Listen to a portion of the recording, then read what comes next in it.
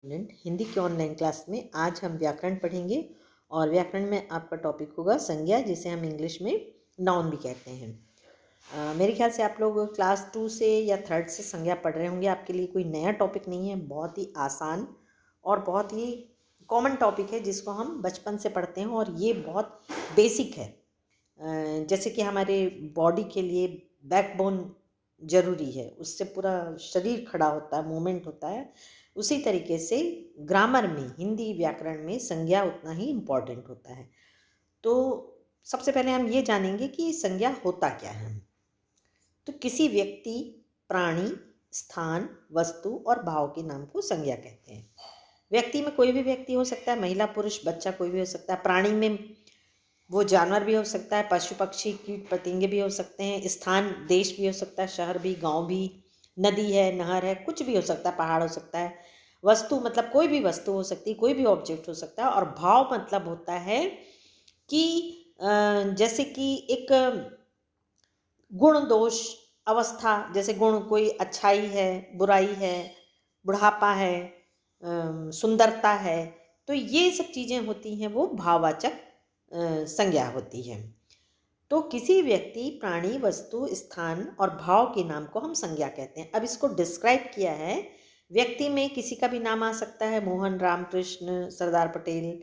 और प्राणी जो होता है उसमें हम पशु, पक्षी, जैसा मैंने आपको पहले बताई, या मनुष्य का नाम भी ले सकते हैं। स्थान में वो शहर, गांव और देश है, मैदान है, विद्यालय है, मंदिर है, नदी है, ये कोई भी स्थान हो सकता है। और वस्तु में कोई भी वस्तु हो सकती है, दूध है, पुस्तक है, फल है, रेलगाड़ी है, बॉल है। और भाव में है जैसे झूठ है, सच्चाई है, चौड़ाई है, प्रेम है, सुंदरता है। तो ये सब भाव कहलाते हैं। अब हम देखते हैं कि संज्ञा कितने प्रकार की होती है। मूलतः संज्ञा 3 प्रकार की होती है। पहली होती है व्यक्तिवाचक, जिसको हम प्रॉपर नाउन कहते हैं इंग्लिश में। दूसरी होती है जातिवाचक संज्ञा, जिसे हम कॉमन नाउन कहते हैं इंग्लिश में। और तीसरी होती है भाववाचक संज्ञा, जिसको हम एब्स्ट्रैक्ट नाउन कहते हैं। तो सबसे पहले हम पढ़ेंगे व्यक्तिवाचक। इसको आसान भाषा में मैं यदि आपको समझाऊं तो जब हम किसी भी व्यक्ति, वस्तु या स्थान का नाम लेते हैं तो वो व्यक्तिवाचक होता है। जैसे एग्जाम्पल में भारत हमारा देश है, तो भारत नाम ले लिए तो ये क्या हो गया, व्यक्तिवाचक है। गंगा पवित्र नदी है, गंगा नदी का नाम ले दिए गंगा। रायपुर राजधानी है, तो रायपुर का नाम ले दिए। राम एक बालक है, तो राम यहाँ नाम ले दिए।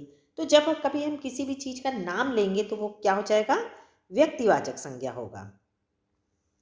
दूसरा है जातिवाचक, जैसे कि हम किसी का नाम नहीं लेंगे, ये बोलेंगे कि लड़कियां खेल रही हैं, तो लड़कियां क्या है, एक जाति विशेष का पता लग रहा है, वर्ग विशेष का पता लग रहा है। जैसे गाय चर रही है, तो यहाँ पर क्या हो जाएगा, गाय जातिवाचक हो गई।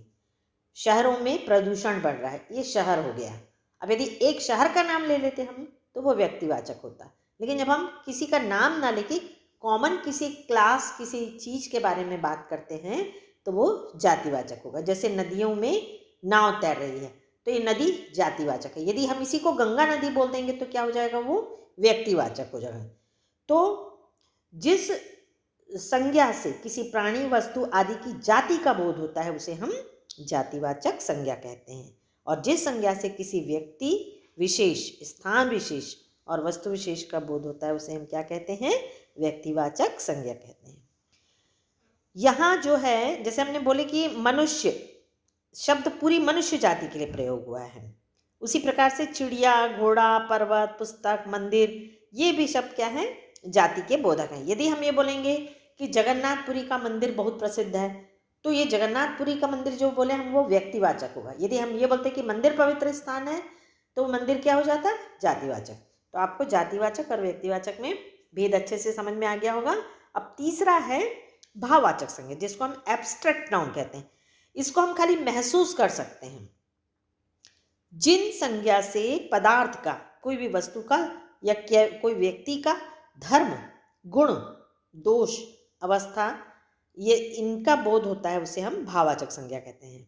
ये गुण, दोष, भाव, धर्म प्रायः अमूर्त होते हैं। अमूर्त मतलब जिसको हम फील कर सकते हैं, देख नहीं सकते। जैसे पढ़ाई, पढ़ाई को हम फील कर सकते हैं, पढ़ाई कोई दिखती नहीं है।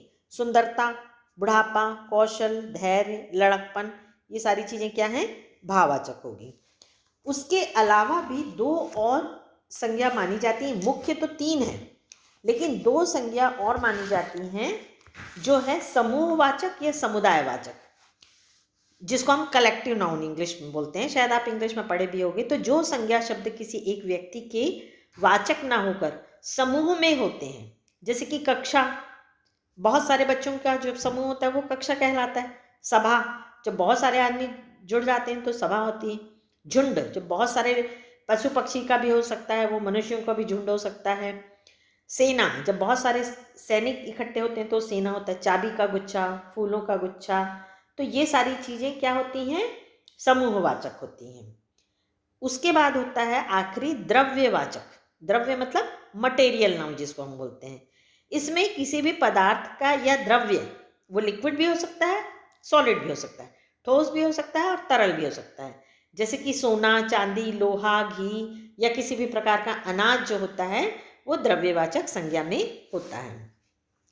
अब नीचे के कॉलम में आप देख रहे हो जो येलो पोर्शन है, भाववाचक संज्ञा की रचना। भाववाचक संज्ञाएं जातिवाचक संज्ञा, सर्वनाम, विशेषण, क्रिया और अवयवों से बनाई जाती है। आगे आप जब 7th 8th में भी जाओगे तो आपको ये चेंज करना आएगा। जैसे बच्चा जातिवाचक है, अब इसको आपको बनाने बोला जाएगा कि इसकी भाववाचक संज्ञा बनाओ।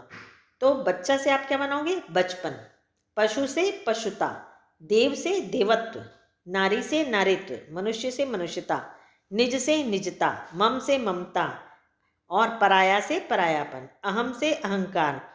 तो कहना चाहिए ये, जैसे कि जो पहले कॉलम में मैंने बताया था वो जातिवाचक है, और ये जो दूसरे कॉलम में है जैसे कि आप है, अहम है, ये सब सर्वनाम है। सर्वनाम आगे हम आपको जो नेक्स्ट क्लास रहेगी उसमें हम आपको सर्वनाम पढ़ाएंगे।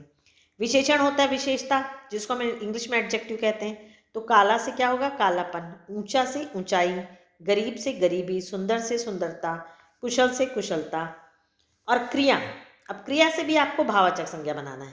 कहना का कहावत, घबराना का घबराहट, चलना का चाल, उड़ना का उड़ान। और अव्यय, अव्यय जो होता है जैसे शाबाश है तो शाबाशी। हमने आपको अव्यय और प्रत्यय बताए थे। तो उपसर्ग और प्रत्यय, तो उपसर्ग को ही हम अव्यय बोलते हैं। तो ये आपको बनाना है। दूर का दूरी, भीतर का भीतरी, तो ये सब आपको बनाना आना चाहिए। ये आपको एग्जाम में आएगा। और उसके बाद कुछ एक्सरसाइज दी गई हैं। गणतंत्र दिवस पर वायुयानों की उड़ना देखने योग्य थी। तो उड़ना का क्या होगा यहाँ, उड़ान। कुतुब मीनार की ऊंचा देखकर आश्चर्य होता है, ऊंचाई। नीति को भीड़ में घबराना होने लगती है, घबराहट। कृष्ण और सुदामा की मित्रता पर सभी को गर्व है, यहाँ मित्र है। अब इसको क्या करना है, आपको भाववाचक संज्ञा बनाना है। यहाँ पर ये खाली मतलब आपको शब्द दिया है भाववाचक, इसको आपको चेंज करके बनाना है। मोहन की गरीब देखकर तरस, मोहन की गरीबी देखकर तरस आ गया। निम्नलिखित भाववाचक संज्ञाओं से जातिवाचक संज्ञा बनाइए। अब आपको भाववाचक दिया है, अब आपको इसमें जातिवाचक, जैसे पंडिताई का क्या होगा, पंडित। कवित्व का कवि, धीरता का धीर, गुलामी का गुलाम, लड़कपन का लड़का और स्त्रीत्व का स्त्री। अब ये आपको बताना है नेक्स्ट में, निम्नलिखित भाववाचक संज्ञा किससे बनी है। माधुर्य विशेषण से। तो अब आपको ये बताना है कि भाववाचक संज्ञा माधुर्य विशेषण है, कमाई ये क्रिया है, मित्रता सर्वनाम है, लिखावट क्रिया से है, ममत्व सर्वनाम से है। तो ये आपका कंप्लीट हो गया। और ऊपर में है जो जातिवाचक संज्ञा नहीं है, आपको ये बताना है कौन सी जातिवाचक संज्ञा नहीं है, मुंबई, क्योंकि ये शहर का नाम है। भाववाचक संज्ञाएं नहीं बनाई जा सकती समुच्चय बोधक से। जो व्यक्तिवाचक संज्ञा नहीं है, तो यहाँ पर चेतक, हरभजन, गंगा ये नाम है। अध्यापक क्या है, एक समूह, मतलब एक जाति बताया जा रहा है टीचर की, तो यहाँ अध्यापक होगा। दानव की भाववाचक संज्ञा क्या होगी, दानवता। तो ये आपका संज्ञा कंप्लीट हुआ। तो इसका जो एक्सरसाइज है आप करोगे और मैं आपको इसका PDF पे बना के हम भेज देंगे। और आप अच्छे से इसकी परिभाषाएं जो हैं याद कर लेंगे, और जो आपको ये दिया गया है इसको आप पूरा लिखेंगे और अच्छे से समझेंगे इसको। Thank you.